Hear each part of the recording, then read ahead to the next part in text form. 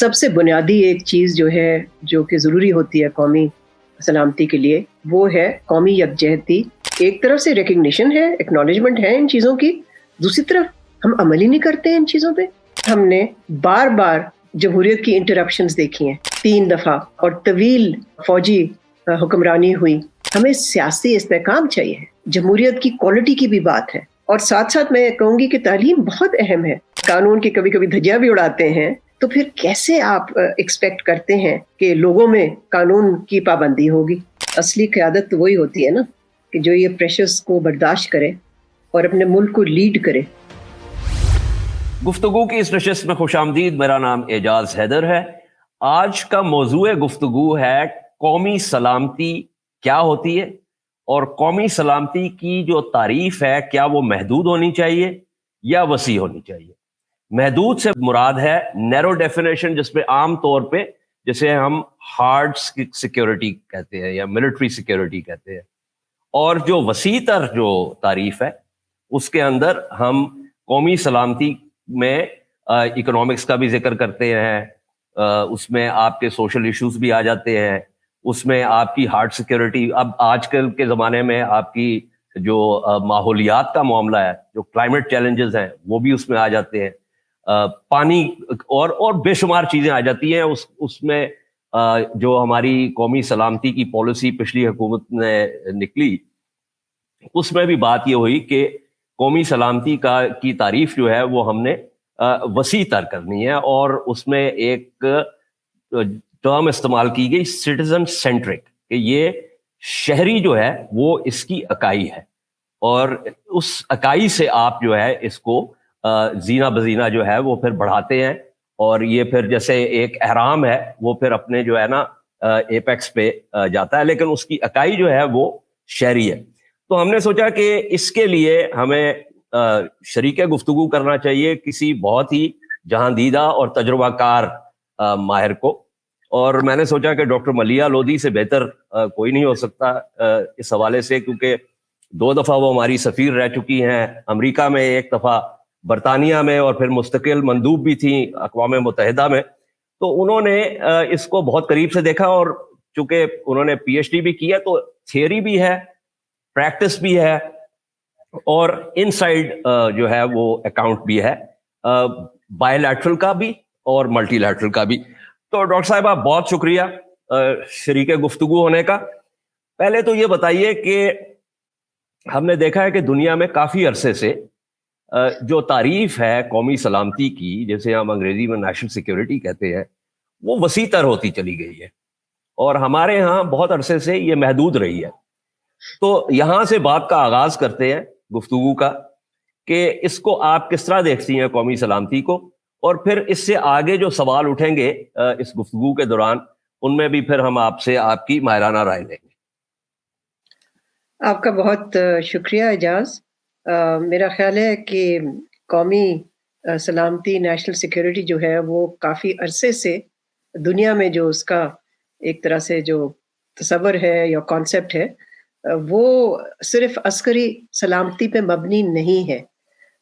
وہاں پر یعنی کہ جو بھی لٹریچر ہے اور جو مختلف ممالک نے اپنی بھی نیشنل سیکیورٹی بنائی ہے, تشکیل کی ہے, تو اس میں انہوں نے ایک کمپریہنسو جس کو کہتے ہیں انگریزی میں, اور فل اسپیکٹرم جس کو انگریزی میں کہتے ہیں, یعنی کہ وسیع بنیاد پہ نیشنل سیکیورٹی کو تصور کیا گیا ہے, جس میں کہ جیسے آپ نے بھی کہا کہ اس میں ہارڈ تھریٹس بھی شامل ہیں, سافٹ تھریٹس بھی, اور وہ صرف ریاست کی سلامتی کے بارے میں نہیں بلکہ جو سٹیزن یعنی کہ عام عوام کی سیکیورٹی کا بھی تصور ہے اس میں, جس کو انگریزی میں ہیومن سیکیورٹی کہتے ہیں. سو صرف اسٹیٹ سیکیورٹی نہیں, ہیومن سیکیورٹی بھی. تو یہ ساری چیزیں جو ہیں, یہ کانسیپٹ جو ہیں, یہ کب سے موجود ہیں. جہاں تک ہمارے ملک کا تعلق ہے, میں سمجھتی ہوں کہ آج تک کسی حد تک آپ کہہ سکتے ہیں کہ معاشی سلامتی اب شامل ہو چکی ہے ہماری نیشنل سیکیورٹی تھنکنگ میں, لیکن اس سے زیادہ میں نہیں سمجھتی. دیکھیں آپ پاور پوائنٹ پریزنٹیشن تو اعجاز کوئی بھی بنا سکتا ہے, اور میں نے بہت دفعہ دیکھے ہیں power point presentations national defence university میں اور بھی یعنی کہ سرکاری حلقوں میں, لیکن اس کو امپلیمنٹ کرنا, اس پہ عمل کرنا, اس کو آپریشنلائز کرنا ایک الگ چیز ہے. تو ویسے تو معاشی سلامتی کو شامل کیا گیا ہے نیشنل سیکیورٹی کے لیے, لیکن اس پہ کیا عمل ہو رہا ہے, یہ بہت ہی بڑا سوال ہے. اور اس کے ساتھ ساتھ میں یہ بھی کہوں گی کہ دیکھیں, جب ہم نیشنل سیکیورٹی کی بات کرتے ہیں تو سب سے پہلے تو ہمیں یہ دیکھنا ہوتا ہے نا کہ ہمارے جو نیشنل کور اسٹریٹجک گولز ہیں کیا. تو اس میں اگر تھوڑا سا عرض کرتی چلوں اس سے پہلے کہ ہماری تفصیلی گفتگو ہو اس پہ نیشنل سیکیورٹی پہ, کہ دیکھیں بہت سارے آبجیکٹیوز ہوتے ہیں, لیکن جو کور آبجیکٹیوز ہیں ہماری ریاست کے, ہمارے ملک کے, وہ کیا ہے؟ ایک تو یہ کہ معاشی اسٹیبلٹی اور معاشی ترقی, بیکاز اگر وہ نہیں ہوگی تو باقی تو پھر سلامتی کچھ بھی نہیں رہے گی. اس کے علاوہ ظاہر ہے پولیٹیکل اسٹیبلٹی, سیاسی اسٹیبلٹی, سیاسی استحکام, اور گھر پہ یعنی کہ ملک کے اندر امن ہونا, اور جو ریٹ آف دا اسٹیٹ جس کو کہتے ہیں اس کو انشور کرنا, یہ دوسرا میں سمجھوں گی گول ہے. تیسرا میں سمجھوں گی ہے کہ پاکستان کی جو اسٹریٹجک اور کنونشنل کیپیسٹی ہے اگریشن کو ڈیٹر کرنے کی, اس کو بھی پریزرو کرنا, اس کو محفوظ رکھنا, یہ بھی ہمارا ایک بہت کور گول ہے. پھر ہماری جو سرحدیں ہیں دونوں مشرق اور مغرب کی طرف, دونوں کو کسی حد تک سٹیبلائز رکھنا, یہ بھی ہماری ایک کور گول ہے. اور اس کے ساتھ ساتھ جو بھارت کے ساتھ ہمارے تعلقات ہیں جو ہمیشہ بہت ہی ٹربل رہے ہیں, ان کو کسی طرح سے مینج کرنا, جس سے کہ ہماری سیکیورٹی تھریٹ اس سرحد سے کم از کم مینج ہو, ختم تو نہیں ہوتی لیکن کم از کم مینج ہو. اینڈ آخر میں یہ کہوں گی کہ گولز تو خیر دیکھیے 15 بھی گول ہو سکتے ہیں, 20 بھی ہو سکتے ہیں, مگر یہ کور گولز ہیں. تو ایک 5واں یا 6ٹھا گول میں کہوں گی کہ پاکستان کو پروموٹ کرنا اور فائدہ اٹھانا ریجنل یعنی کہ خطے میں کنیکٹیوٹی سے, خاص طور پہ جو چائنا پاکستان اکنامک کوریڈور ہے جس سے کہ نارتھ ساؤتھ کنیکٹیوٹی ہوتی ہے, اس کے جو بہت ساری اپرچونٹیز ہیں اس سے فائدہ اٹھانا. تو یہ کور گولز ہیں جس میں پھر ہم اپنی نیشنل سیکیورٹی کو ہم دیکھتے ہیں. اب یہ کہ میں نے اس میں کلائمیٹ چینج وغیرہ کا ابھی ذکر نہیں کیا, وہ ہم ڈسکشن میں کر سکتے ہیں. بالکل, یہ آپ نے ایک بہت اچھا خاکہ پیش کیا, اور آپ نے ایک لفظ استعمال کیا کمپریہنسو, جس کا اردو میں جیسے کہتے ہیں جامع. اور یہ جو میں بات کر رہا تھا وسیع تعریف کی, میں سمجھتا ہوں کہ اس لفظ سے بہتر لفظ آپ نے استعمال کیا ہے کہ محدود اور جامع تعریف. تو جامع تعریف میں یہ جو اور ایسپیکٹس ہیں اور پہلو ہیں قومی سلامتی کے, ان کا بھی آپ نے ذکر کر دیا, اور میں سمجھتا ہوں کہ وہ آپ نے اس کا احاطہ بہت اچھے طریقے سے کیا. اس میں ایک سوال جو پیدا ہوتا ہے, جیسے آپ نے بات کی معاشی سلامتی کی, اب آج کی دنیا میں, اور میں صرف یہ چاہ رہا ہوں آپ کا نقطہ نظر لینا, کیونکہ اس میں مجھے لگتا ہے کہ ان چیزوں کا آپس میں ایک گہرا تعلق ہے. یعنی معاشی سلامتی میں ایک تو آپ نے اس وقت جو آپ کا کی ساخت ہے, یہ ساختی خرابیاں جنہیں آپ اسٹرکچرل پرابلمز کہتے ہیں, ان میں آپ کا 2 چیزیں اور بھی ہیں, لیکن 2 چیزوں کی بہت زیادہ کمی ہے. صحت اور تعلیم, اور صحت اور تعلیم جو ہے یہ, کیونکہ جب آپ نے معیشت کو بڑھاوا دینا ہے تو ہیومن ریسورس جو ہے اس کا صحت مند ہونا اور اس کا تعلیم یافتہ ہونا وہ بہت ضروری ہے. اور ہم نے آج کے زمانے میں جو نالج اکانومیز ہیں, یعنی وہ معیشتیں جو کہ علم کے اندر جن کی بنیاد ہے, وہ خواہ آئی ٹی ہو, خواہ اور ان میں مطلب ایجادات ہوں مختلف. تو میں یہ چاہتا ہوں کہ چونکہ آپ نے باہر کی دنیا کو بہت قریب سے دیکھا ہے, پڑھتے ہوئے بھی دیکھا ہے, پڑھاتے ہوئے بھی دیکھا ہے, اور سفارت کاری کرتے ہوئے بھی دیکھا ہے, تو اتنا تو مجھے یہ بتائیں کہ ان معاشروں میں ان چیزوں کی کیا جو ہے وہ ویلیو ہے, اور وہ اس کو ان چیزوں کو کس طریقے سے وہ دیکھتے ہیں اور کس طریقے سے ان کو بڑھاوا دیتے ہیں. دیکھیں سب سے اہم چیز اس میں جس کا آپ نے بھی ذکر کیا اعجاز, وہ ہے تعلیم. چاہے وہ نالج اکانومی, ظاہر ہے تعلیم یافتہ آپ کے لوگ ہوں گے تو نالج اکانومی بنے گی, اس کے بغیر تو بن نہیں سکتی ہے. تو میں سمجھتی ہوں کہ باہر ہم نے دیکھا ہے جو کہ کامیاب ریاستیں ہیں, یا آپ کہہ سکتے ہیں کامیاب इकोनॉमीज हैं उन्होंने अपनी कामयाबी जो है तालीम पे मबनी की, और इसके साथ साथ उन्होंने जिसको कहते हैं ह्यूमन कैपिटल उसमें इन्वेस्ट किया। तो अगर आप तालीम में इन्वेस्ट नहीं करेंगे तो आप एक इकोनॉमिक बेस सॉलिड नहीं बना सकते। तो जाहिर है हमारा अपना तजर्बा भी यही है अपने मुल्क में कि इस वक्त देखिए 22 मिलियन बच्चे जो हैं जो स्कूल गोइंग एज के हैं वो स्कूल में नहीं जाते, उनके पास स्कूल का एक्सेस ही नहीं है। और फिर इसका क्या नतीजा निकलता है? इसका नतीजा ये निकलता है कि जब वो बड़े होंगे तो ना उनके लिए नौकरियां होंगी, बिकॉज ना उनकी कोई नॉलेज होगी, ना उनकी कोई तालीम होगी, ना कोई स्किल होगा। तो फिर किस किस्म का मुस्तकबिल हो सकता है? तो वो तो कौमी सलामती के लिए एक रोशन मुस्तकबिल नहीं हो सकता है। तो इसीलिए देखें मुआशी स्टेबिलिटी के लिए या मुआशी सिक्योरिटी के लिए, सलामती के लिए बहुत सारी चीज़ें ज़रूरी होती हैं। तालीम का मैंने जिक्र किया, लेकिन हमारा सबसे बड़ा जो बुहरान है वो ये है कि हमारी हुकूमतें जो हैं, हुकूमत मैं कहूँगी या रियासत, वो स्पेंड ज़्यादा करती है और अर्न कम करती है।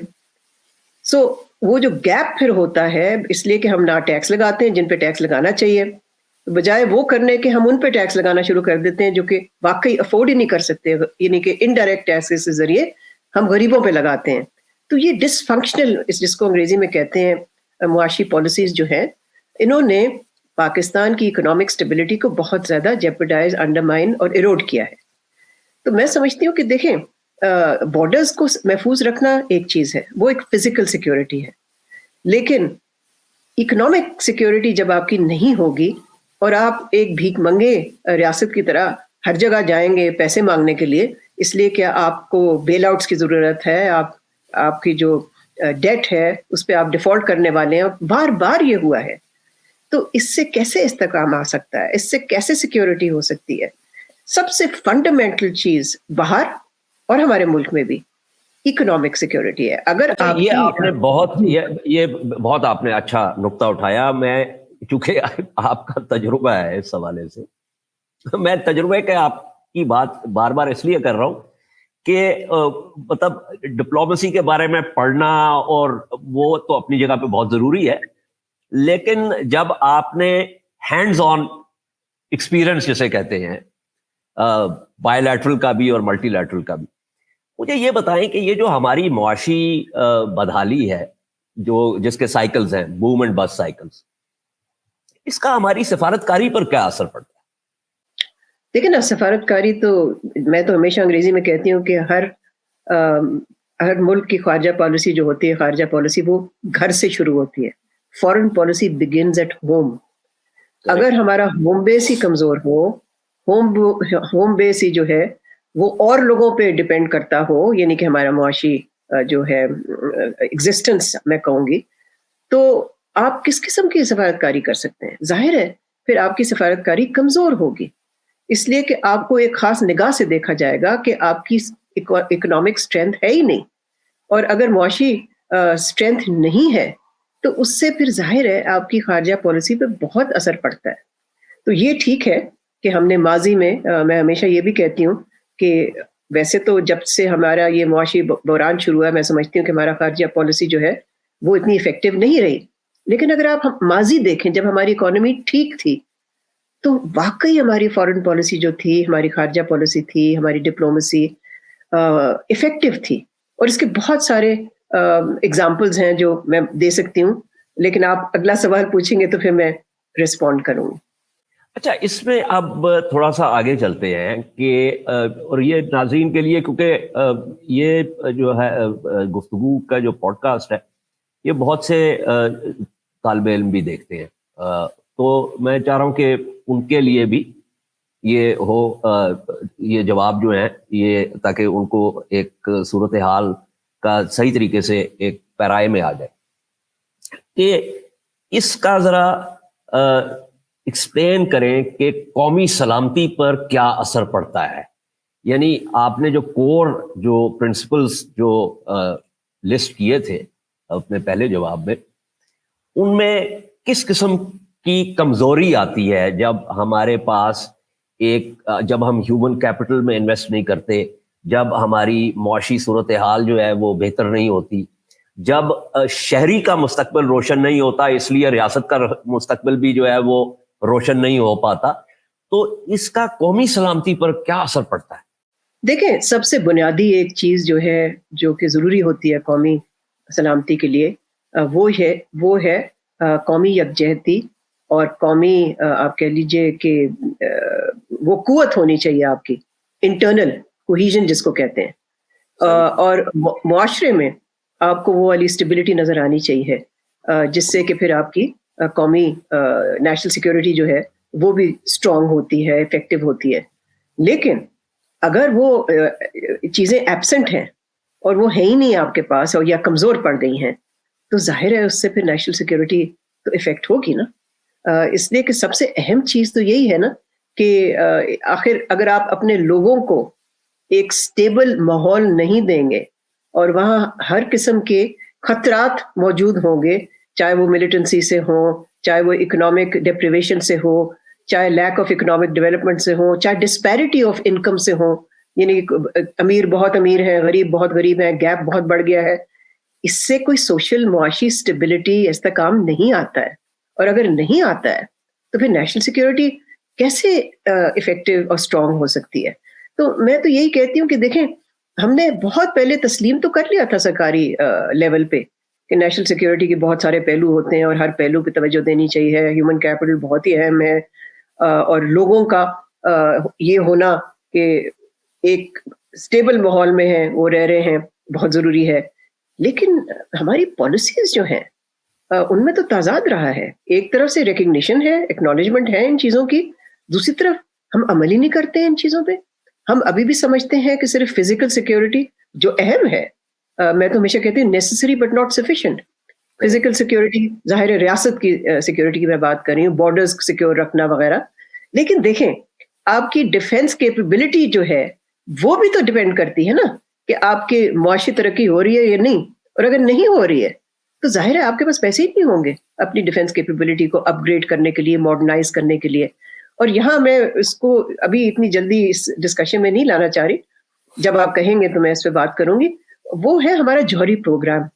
دیکھیں وہ بھی تو پھر اس پہ بھی تو اثر انداز ہوتی ہے نا یہ سچویشن، اس لیے کہ ہمارا جوہری پروگرام کا مقصد کیا ہے کہ ایک ڈیٹرنٹ کیپیبلٹی بنائے، تاکہ کوئی یعنی کہ ہندوستان کے لیے ظاہر ہے ہماری کیپیبلٹی تو ڈیفینسو ہے کہ ان کی طرف سے کوئی خطرہ نہ ہو کسی قسم کے اٹیک کا، ڈیٹرنس جس کو کہتے ہیں انگریزی میں۔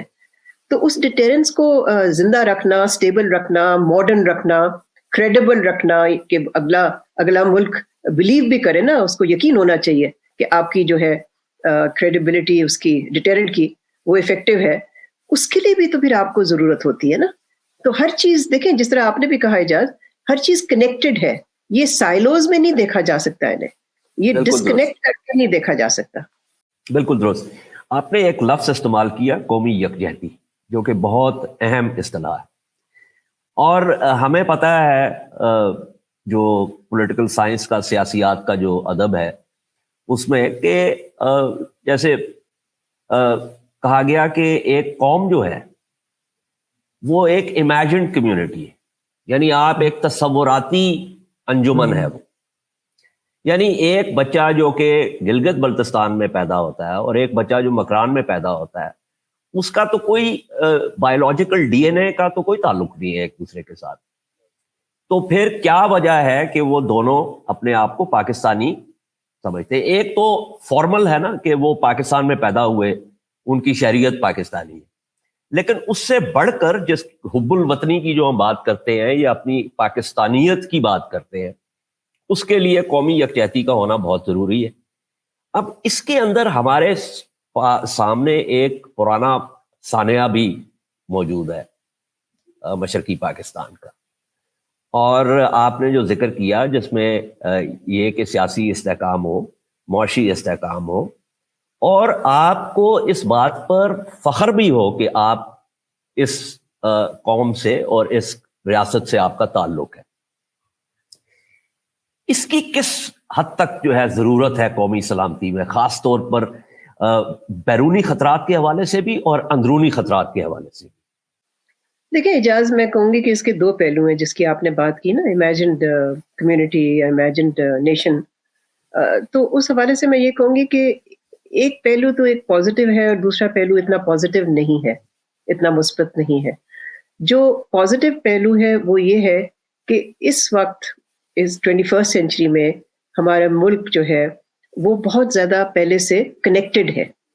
और उसकी वजह क्या है? उसकी वजह है टेक्नोलॉजी, उसकी वजह है कि टेलीविज़न सबको एक्सेस है, टेलीविज़न सबको, यानी कि ऑलमोस्ट सबको, अ, और मोबाइल फ़ोन से भी लोग एक-दूसरे से कनेक्टेड हैं।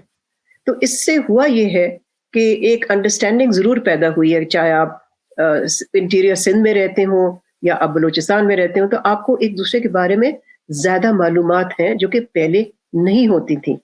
किसी हद तक हम अपने ही कॉर्नर्स में रहते थे। सही। सो एक कनेक्टेड सोसाइटी हम बन गए हैं। लेकिन उसके साथ-साथ जो नेगेटिव पहलू जिसकी मैं बात कर रही थी, वो ये है कि उस तरह की नेशनल यूनिटी नहीं आई जिससे कि हम एक कुव्वत ले सकें, स्ट्रेंथ ड्रॉ कर सकें। हम सियासी तौर पे इंतशार की विक्टिम हैं। हम और भी बहुत सारे वजूहात की बिना हम लोग इकट्ठे नहीं हो पाते। कुछ इश्यूज हैं जिसपे कि बिल्कुल आप कह सकते हैं कौमी कंसेंसस होता है, लेकिन वो एक दो ही हैं। उनके अलावा तो हम किसी चीज पे इकट्ठे नहीं हो पाते हैं। और फिर मैं समझती हूँ कि छोटे सूबों का अभी तक एक मिजाज है, एक ख्याल है कि जी उनसे पूरी तरह से इंसाफ नहीं हुआ है। और जो पाकिस्तान का सियासी यानी कि सिस्टम है, फेडरलिज्म, उसमें अभी भी ज़रूरत है कि उसको ज़्यादा मुनज़्ज़म बनाया जाए, उसको ज़्यादा फेयर बनाया जाए, उसमें ज़्यादा इंसाफ लाया जाए। तो देखिए ये सारे पहलू हैं इस चीज़ के कि जब तक उस किस्म की नेशनल यूनिटी नहीं होती और नेशनल कंसेंसस नहीं होता कोर इश्यूज पे, तो फिर हम आगे नहीं चल सकते, आगे हम तरक्की नहीं कर सकते। इसके अंदर एक और जो अहम चीज़ है, आपको याद होगा सेलिग हैरिसन साहब जो कि वफात पा चुके हैं, उन्होंने कई दहाइयों पहले एक किताब लिखी थी, डेंजरस डेकेड, जिसमें उन्होंने कहा था कि भारत का, चूंकि आपने जिक्र किया बीच में, कि उनके जो जनूबी जो रियासतें हैं, सूबे जो हैं, वो शायद टूट जाएं। लेकिन हमने देखा ये कि इस तरीके से एक आईनी तौर पे भी और मुआशी तौर पे भी एक इंटीग्रेशन हुई और उससे भारत में एक इस्तेहकाम पैदा हुआ। तो मैं आपसे ये जानना चाह रहा हूं कि ये जो रूल्स ऑफ द गेम होते हैं, जिसके अंदर आपका एक कॉम्पैक्ट होता है, वो आईनी भी होता है, कानूनी भी होता है, और वो नॉर्मेटिव भी होता है, कि जिसे आप इंटरनलाइज कर लेते हैं। कि मैं देख रहा हूं रात के वक्त भी अगर सुर्ख बत्ती है तो मैं अपनी गाड़ी रोक लूंगा, अगर ट्रैफिक ना भी हो, क्योंकि मैंने इंटरनलाइज कर लिया है कि ये एक चीज है जिसका मैंने पास करना है, I have to abide by this. तो मुझे ये बताएं कि हमारे यहाँ इसकी कमी क्यों है, इसकी क्या वजूहात है, ये क्यों देखिए हम एजाज, अब तक, मसलन हम सक्सेशन प्रिंसिपल आप ले लें, सक्सेशन प्रिंसिपल जो कि सारी दुनिया में जमहूरियतों में जिसका एक तरीकाकार बन चुका है, और जिसके बारे में अब कोई इबाम नहीं है, तो हम पहिया क्यों इजाद करना चाह रहे हैं? इसलिए कि वो, मेरा ख्याल है आप ही का मैं लफ्ज इस्तेमाल करूंगी। अब आपने लफ्ज जमहूरियत इस्तेमाल किया। एक तो ये कि रूल्स ऑफ द गेम जो है हमारे मुल्क में, जाहिर है वो कैसे इस्टेब्लिश हो सकते अगर हमने बार बार जमहूरियत की इंटरप्शंस देखी हैं। मैं तो यही लफ्ज इस्तेमाल करूंगी, यानी कि जमहूरियत को बहुत अरसे के लिए हमने बिल्कुल ही अबॉर्ट कर दिया और हमारी मिलिट्री इंटरवेंशंस होती रही 3 दफा, और तवील फौजी हुक्मरानी हुई। तो जाहिर है इससे तसलसल कैसे पैदा हो सकता है? एक कॉन्टिन्यूटी नहीं पैदा होती है, और उसी से फिर सियासी इस्तेकाम नहीं आता है, और फिर जाहिर है लोग बट भी जाते हैं। इससे डिविजन्स पैदा होती हैं, सियासी भी, सोशल भी, पॉलिटिकल भी। तो उस हवाले से तो मैं यही कहूँगी ना कि एक तो वजह इसकी बहुत बड़ी ये है, बुनियादी वजह कि हमारी पॉलिटिकल कॉन्टिन्यूटी نہیں رہی، وہ سلسلہ جاری ہی نہیں رہا جو اور ملکوں میں جاری رہا ہے۔ اس کے ساتھ ساتھ میں یہ بھی کہوں گی کہ تعلیم کا فقدان، اس کا بھی بہت بڑا دخل ہے۔ تیسری چیز میں یہ کہوں گی، ویسے تو وجوہات بہت ساری ہیں، میں 2-3 ہی مینشن کروں گی۔ میں سمجھتی ہوں ہماری اس قسم کی قیادت بھی نہیں ہمیں شاید ہمیں نہیں ملی، کبھی کبھی مل جاتی تھی ماضی میں، لیکن ریسنٹ میں کہوں گی ریسنٹ تاریخ میں ہمیں اس قسم کی قیادت بھی نہیں ملی سیاسی لیول پہ، جو کہ لوگوں کو ایک طرح سے وہ انسپائر کر سکے، موٹیویٹ کر سکے، اور یہی ایک طرح سے سمجھا سکے کہ اگر ہم سب لا ابائڈ کریں گے تو اس میں سب کا فائدہ ہے، لیکن اگر حکمران ہی قانون کو نہیں مانتے اور قانون کی کبھی کبھی دھجیاں بھی اڑاتے ہیں، تو پھر کیسے آپ ایکسپیکٹ کرتے ہیں کہ لوگوں میں قانون کی پابندی ہوگی؟ یہ تو پاسبل نہیں ہے۔ میں نے سوال آپ سے اس لیے بھی پوچھا کیونکہ میں اپنے ابتدائیے میں یہ بھول گیا، میں دیکھنے والوں کو یاد دہانی کروانا چاہتا ہوں کہ ایکیڈیمکس اور ڈپلومیسی کے علاوہ ڈاکٹر صاحبہ نے صحافت بھی بہت عرصہ کی، اور ابھی جو ہے وہ ایکٹیولی تو صحافت میں نہیں ہے، لیکن ڈان کے لیے اپنا مضمون تحریر کرتی ہیں ہر ہفتے۔ تو مضامین آپ کے میں بہت عرصے سے پڑھ رہا ہوں، میں خود بھی اس میں جھک بہت عرصے سے مار رہا ہوں، تو مجھے کئی دفعہ یہ خیال آتا ہے کہ مطلب ہم کئی دفعہ مختلف الفاظ میں، لیکن انہی ایشوز کے بارے میں بسا اوقات 20 سال پرانا کوئی مضمون اپنا نکالتا ہوں، مجھے خیال آتا ہے کہ 20 سال میں کیا چیزیں تبدیل ہوئی۔ میں یہ نہیں کہہ رہا کہ نہیں ہوئی، بہت سی چیزیں تبدیل بھی ہوئی، ثبات ایک تغیر کو ہے زمانے میں، تو وہ پرماننس جو ہے وہ change is the only permanence, but the point is کہ اگین وہ جس طرح فرانسیسی کہتے ہیں plus or genre, the more it changes, more it remains the same۔ تو اب میں چاہ رہا ہوں کہ اس کو تھوڑا سا ہم باندھ بھی لیں، کیونکہ لکڑیوں کا گٹھا جو ہم نے کھولا ہے اس کو اب ہم اس کو باندھتے ہیں کہ قومی سلامتی کی جامع تعریف جو ہے، اور جس میں آپ کی شہری کی جو سیکیورٹی ہے، اس کا جو تحفظ ہے جان مال کا، اس کی تعلیم کا انتظام و انصرام، اس کی صحت کے حوالے سے، اس کا ریاست میں جو شمولیت ہے، جسے آپ پارٹیسپیٹری ڈیموکریسی کہتے ہیں، مطلب جس میں آپ کی لوکل گورنمنٹس بھی آ جاتی ہے، اور پھر اس کا زینہ جو ہے پھر پروونشل گورنمنٹ، پھر فیڈرل گورنمنٹ، اور پھر وہاں پہ پالیسی بنتی ہے، اور شہری کا ایک پارٹیسپیشن ہے اکنامک ایکٹیویٹی میں بھی، سوشل ایکٹیویٹی میں بھی، اور پولیٹیکل ایکٹیویٹی میں بھی۔ اور جب یہ ہم شرائط پوری کر لیتے ہیں تو پھر ہم اس جامع سلامتی کی طرف جو ہے، قومی سلامتی کی طرف ہم بڑھنا شروع کرتے ہیں، جس کا ہم نے ذکر کیا۔ تو اس میں جو گہرا تعلق ہے ان تمام چیزوں کا، اس میں آپ سے یہ جاننا چاہ رہا ہوں کہ ریئلسٹکلی اسپیک جو ہم نے صورتحال دیکھی ہے، اور جس کے مضرات جو ہے وہ مضمرات ابھی بھی ہم جو ہے نا دیکھ رہے ہیں، ہم کس حد تک ان چیزوں کو درست کر سکتے ہیں؟ کیا ہمیں ہر چیز کی طرف توجہ دینی پڑے گی، یا ہم کچھ کی ایریاز تلاش کر لیں کہ اس کے اندر ہم کچھ چیزیں کر لیں تاکہ ہماری بہتری اور اس کا کوئی ایک ٹرکل ڈاؤن ایفیکٹ ہو؟ جیسے جنوبی کوریا نے کیا اپنی سیاسی اپنا سماج جو اپنی معاشی استحکام کے لیے، چین نے کیا، اور بھی مختلف ممالک ہیں۔ آپ کیا سمجھتی ہیں کہ ہر چیز میں ہاتھ ڈالیں اور پھر ناکام ہو جائیں، یا کچھ چیزوں کو کہیں کہ یار ان کو ہم نے ٹھیک کرنا ہے؟ دیکھیں، اس وقت جو پاکستان کو جن چیلنجز کا سامنا ہے، وہ چیلنجز سب ایک دوسرے سے ملتے ہیں، یعنی کہ کنیکٹڈ ہیں۔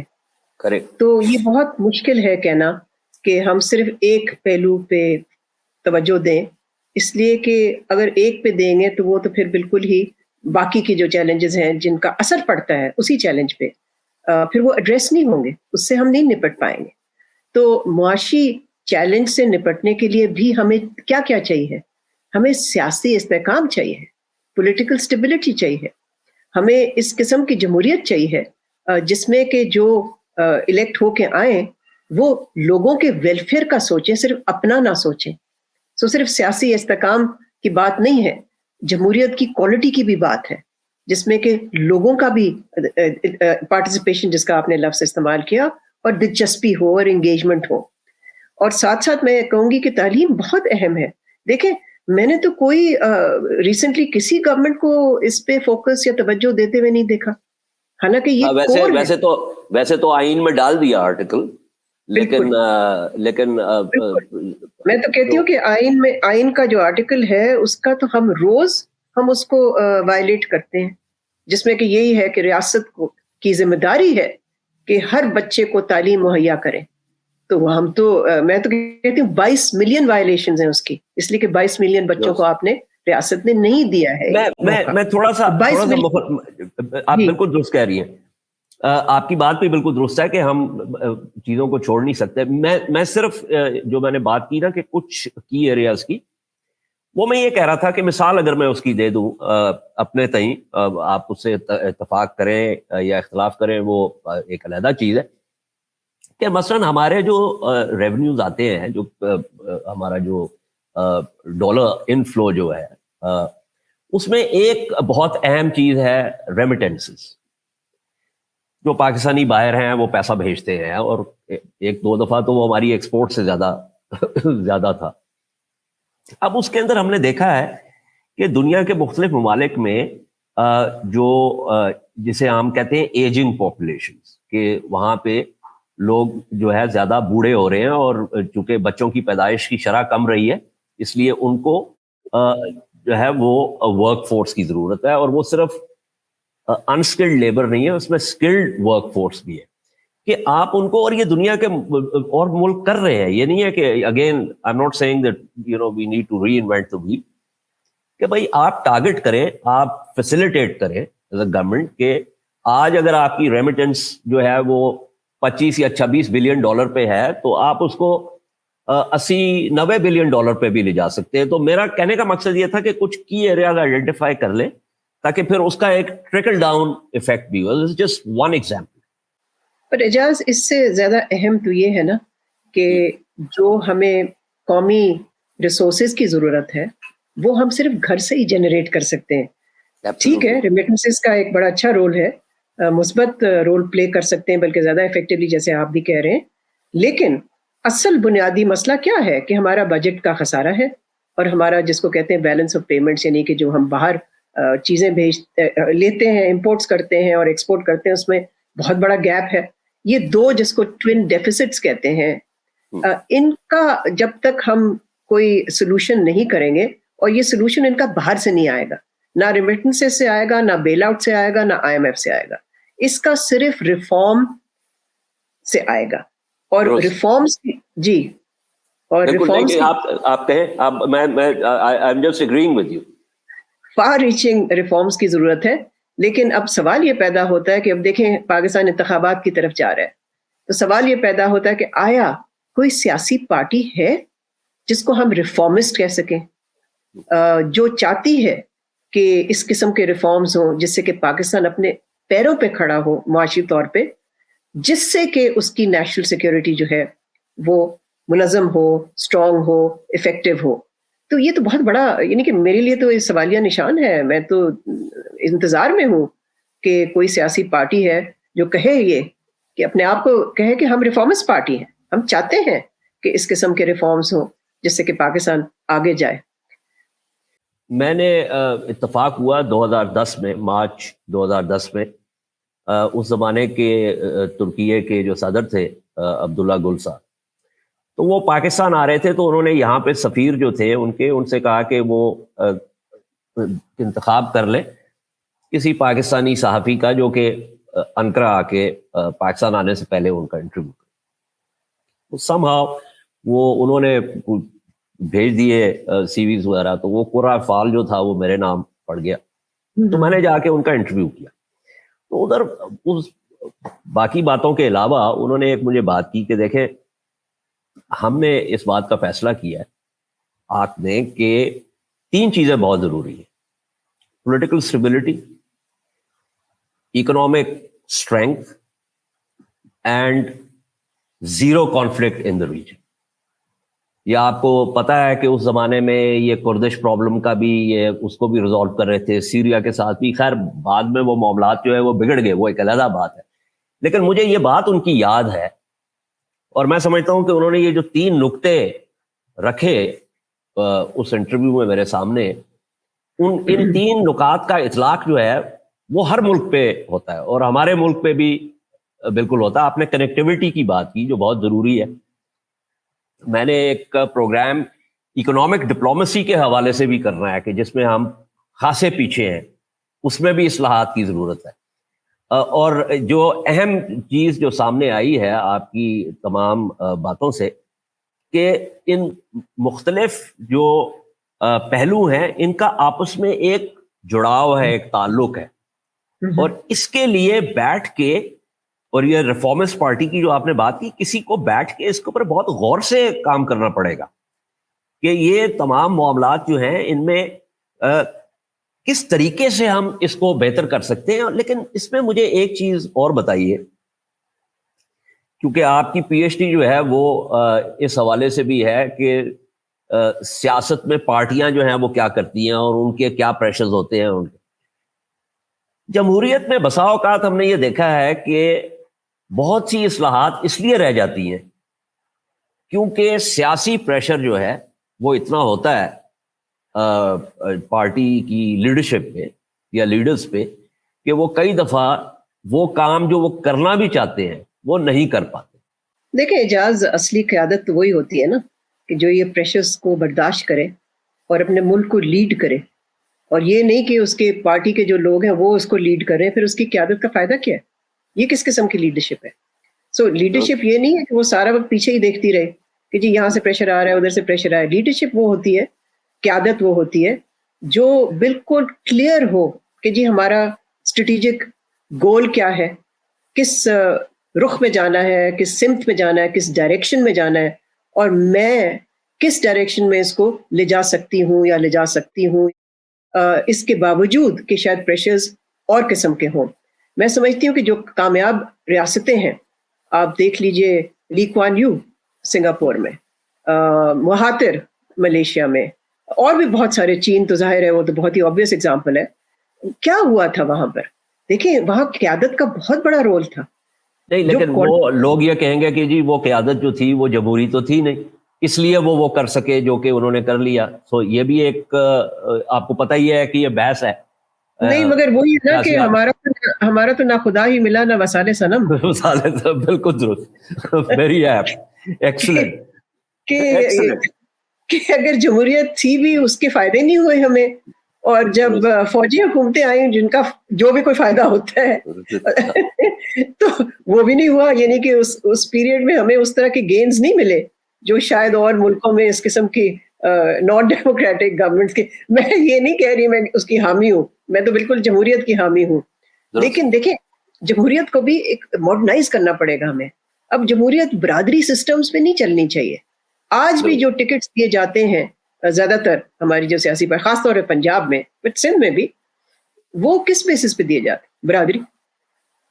تو اگر آپ یہ اس طرح سے اپنی پولیٹیکل سسٹم کو بیس کریں گے اس طرح کی چیزوں پہ, تو پھر آپ کو وہ اس قسم کی گورننس نہیں ملے گی. اور دیکھیں جس چیز کی آپ نشاندہی کر رہے ہیں, اور میں بھی یعنی کہ معاشی بحران ہو گیا, ڈیفنس ہمارا پھر کمزور پڑ جاتا ہے. اگر ہم معاشی طور پہ اسٹرانگ نہیں ہے تو پھر ڈیفنس کیسے اسٹرانگ ہو سکتا ہے؟ پھر قومی یکجہتی کا جو فقدان ہے, یہ ساری چیزیں کس چیز کے نیچے آتی ہیں؟ Effective governance. جب تک آپ کی گورننس جو ہے وہ کلیئر, ٹھیک نہ ہو, اسٹرانگ نہ ہو, کمزور پڑ جائے, اور کبھی کبھی تو بالکل ہوتی ہی نہیں ہے گورننس, ملک ایسے آٹو پائلٹ پہ چل رہا ہوتا ہے, تو پھر کیسے ترقی ہم کر سکتے ہیں؟ لیکن دیکھیں میں ہمیشہ یہ کہتی ہوں کہ جو پاکستان کی جو کرنے کی ضرورت ہے پاکستان کو تاکہ پاکستان آگے بڑھے, وہ ہم سب جانتے ہیں کیا ہے. وہ جس کو انگریزی میں کہتے ہیں نا راکٹ سائنس نہیں ہے. ہمیں سب کو پتا ہے کہ اس بیماری کا علاج کیا ہے. کسی کو نیا نسخہ لکھانے کی ضرورت ہی نہیں ہے, وہ سارے موجود ہیں ہمارے پاس. جس چیز کی کمی ہے وہ ہے ایک ایسی سیاسی قیادت جو ساری ان چیزوں کو سمجھ کے اور پھر آگے بڑھے, اسی پرنسپل پہ، اسی اصول پہ جس کی آپ بات کر رہے تھے کہ میں نے اپنے ملک کو ایک وسیع بنیاد پہ استحکام اور سلامتی دینی ہے، جس میں کہ سب سے اہم ستون جو ہوگا اس کا وہ معاشی ترقی ہوگی۔ تو ہم دونوں کا اس بات پہ اتفاق ہے کہ قومی سلامتی کی تعریف جو ہے وہ جامع ہونی چاہیے، اور اس کی جامعیت کا تقاضا یہ ہے کہ ہم مختلف پہلو جو ہیں جن کا تعلق شہریت کے ساتھ بھی ہے، معاشرت کے ساتھ بھی ہے اور ریاست کے ساتھ بھی ہے، ان تینوں کا آپس میں ایک گہرا تعلق ہے، اور اس تعلق کو سمجھے بغیر اور اس سمت میں اصلاحات کیے بغیر ہم قومی سلامتی کو بڑھاوا نہیں دے سکتے۔ تو ہمارا اس بات پہ اتفاق ہو گیا، وچ از ایکسلنٹ۔ ڈاکٹر صاحبہ، میں آپ کا بہت شکر گزار ہوں کہ آپ نے اپنا قیمتی وقت نکالا اور اپنی یہ انسائٹس جو ہیں، اور میرے خیال میں دیکھنے والے جو ہیں وہ بھی اس سے مستفید ہوں گے۔ ہم وقتاً فوقتاً جو ہے وہ اس قسم کی ایشوز کے اوپر بات کرتے رہتے ہیں۔ میرا مقصد بھی اس پوڈ کاسٹ سے یہ تھا کہ ہم عام طور پہ سیاست کے حوالے سے تو بہت بات کرتے ہیں، لیکن اس کو کسی ایک پیرائے میں ڈالنا، کسی تناظر میں ڈالنا، یا جسے آپ کانٹیکسٹ کہتے ہیں، وہ بہت ضروری ہے، تاکہ جو اہم چیزیں ہیں یا کور پرنسپلز ہیں یا کور ریکوائرمنٹس ہیں ان کو سمجھنے میں مدد ملے۔ اور آج آپ نے ہمیں ان کو سمجھانے میں ہماری مدد کی، جس کے لیے میں آپ کا شکریہ ادا کرتا ہوں۔ باقی ناظرین، اس وقت تو اس پوڈ کاسٹ کا اختتام ہوتا ہے، اور انشاءاللہ آپ سے دوبارہ ملاقات ہوگی۔ تب تک کے لیے اپنا خیال رکھیے اور مجھے اجازت دیجیے۔ خدا حافظ۔